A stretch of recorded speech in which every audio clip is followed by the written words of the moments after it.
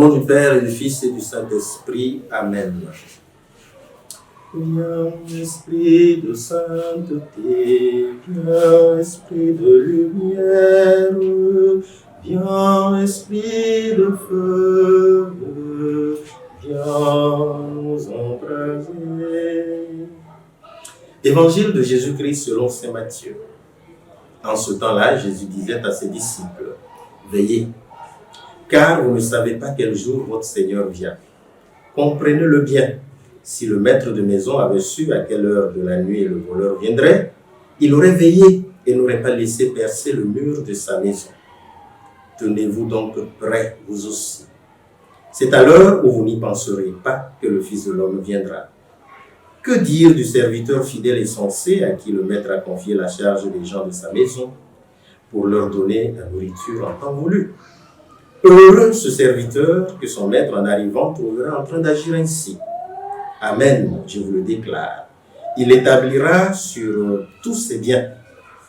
Mais si ce mauvais serviteur se dit en lui-même, mon maître tarde, et s'il se met à frapper ses compagnons, s'il mange et boit avec les ivrognes, alors quand le maître viendra, le jour où son serviteur ne s'y attend pas et à l'heure qu'il ne connaît pas, il l'écartera et lui fera partager le sort des hypocrites.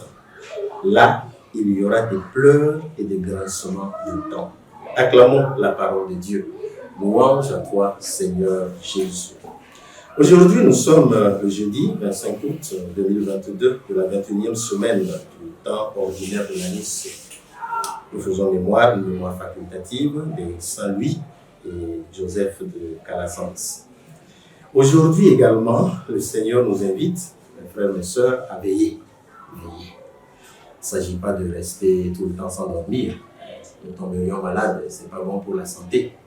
Mais être éveillé, ça signifie que dans la vie, on n'est pas des gens inconscients de ce que nous faisons. On fait des choix conscients et nous savons que tout ce que nous faisons, tous les actes que nous posons, toutes les décisions que nous les prenons en sachant que tout cela peut avoir des conséquences bonnes ou négatives sur nous. C'est très important. Et le temps que le Seigneur nous donne, dont nous disposons, c'est un temps dans lequel il nous a confié des responsabilités, il nous a confié une mission, il nous a confié des choses à réaliser pour notre vie. Et c'est comme cela que nous construisons notre bonheur, notre vie éternelle, si vous voulez. Donc la veille dont il s'agit ici, c'est celle justement de cette prise de conscience continuelle de vivre non seulement sous le regard de Dieu, mais de faire ce que le Seigneur nous a demandé de faire. La question c'est comment savoir ce que le Seigneur nous a demandé de faire? Eh bien, c'est à travers le discernement quotidien. Nous ne pouvons pas faire les choses comme des automates. Nous ne pouvons pas faire les choses comme les animaux, excusez-moi. On a la tête baissée, on avance, on marche, et puis c'est terminé. On ne sait pas où on va, on ne sait pas ce qu'on fait. On est, voilà, on va dire dans le move, et puis on est là, voilà. Ça tourne, et nous, on va selon la position du vent, selon la direction du vent.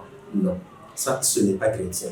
Le chrétien, c'est celui qui pose des actes conscients et qui sait qu'il a la responsabilité, qu'il porte la responsabilité de ce qu'il fait et de ce qu'il prend comme décision. Et cela, dans les plus petites choses, comme dans les grandes choses. Tout ce que je fais, je dois chercher de prendre conscience de cela. Et si je n'ai pas conscience de ce que je fais de moi-même, alors je suis quelqu'un qui dort. Et malheureusement, beaucoup d'entre nous dorment souvent.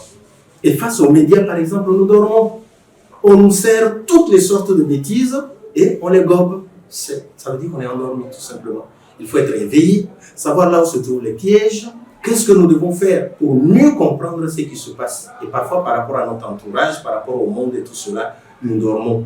Et aujourd'hui, les réseaux sociaux, les communications, moyens de communication sociale et tout cela contribuent à nous faire dormir. Évidemment, c'est nous qui entrons dans le jeu. Nous pouvons très bien nous en servir tout en restant conscients, tout en sachant ce que nous cherchons. Lorsque nous allons sur Internet, qu'est-ce que nous cherchons? Est-ce des choses qui nous font du bien ou bien des choses qui vont nous faire du mal? Lorsque nous allons sur les réseaux sociaux, qu'est-ce que nous cherchons? Est-ce des choses qui nous font du bien? Est-ce des choses qui nous font du mal? Voilà l'attitude de celui qui est éveillé. Et lorsque nous sommes éveillés, eh bien, la venue du Seigneur ne nous surprendra pas. Rien ne nous surprendra. Mais lorsque nous sommes endormis par toutes ces drogues qui nous sont servies de façon implicite et insidieuse, eh bien, nous risquons d'être surpris par la venue du Seigneur. Et une de ces venues, eh bien, c'est notre mort. Hein. Nous ne savons pas quand.